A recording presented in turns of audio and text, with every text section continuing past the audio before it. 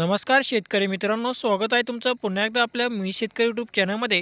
तर शेतकरी मित्रांनो, जे आहे राज्यामध्ये आता पुन्हा एकदा वातावरणामध्ये बदल होणार आहे.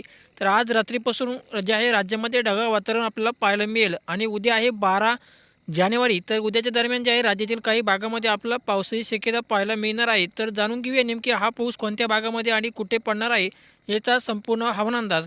तर त्याआधी चॅनल जर नवीन असाल तुम्ही तर आत्ताच आमच्या चॅनलला सबस्क्राईब करून व्हिडिओला लाईक नक्की करा. तर शेतकरी मित्रांनो, जे आहे राज्यामध्ये जर उद्याच्या दरम्यान पाहायचं म्हटलं तर उद्या जे आहे आपल्याला उद्या जे आहे मराठवाडा, विदर्भ, पश्चिम महाराष्ट्र या सगळ्या भागामध्ये आपलं जे आहे उद्यापासून ढगाळ वातावरण आपल्याला पाहायला मिळेल.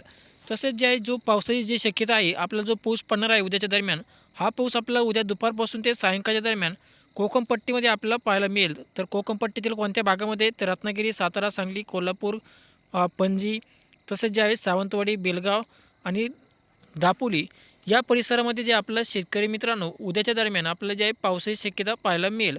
हा पाऊस जास्त फार काय मोठा असणार फक्त जे आहे आपल्याला थोडाफार हलका ते रिमझिम पावसाची शक्यता राहणार आहे. फार काय जास्त मोठा पाऊस राहणार नाही. त्यामुळे शेतकऱ्यांनी हा अंदाज या ठिकाणी लक्षात घ्या.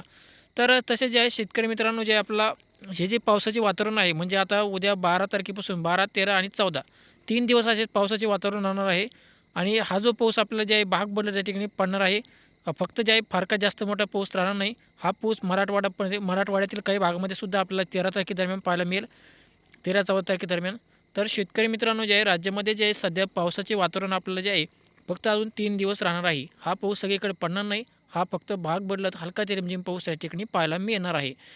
तसेच जे आहे शेतकरी मित्रांनो, राज्यामध्ये जे आपलं जे आहे थंडीचे जे प्रमाण आहे ते थंडीचे प्रमाण या ढगाळ वातावरण असल्यामुळे उद्यापासून जे आहे राज्यामध्ये 3 दिवस थंडीची लाट जी आहे या ठिकाणी कमी होईल. तर शेतकरी मित्रांनो, जे आहे तुम्हाला आमचा हवामान अंदाज कसा वाटला तर आम्हाला खाली कमेंट करून नक्की सांगा. तर धन्यवाद.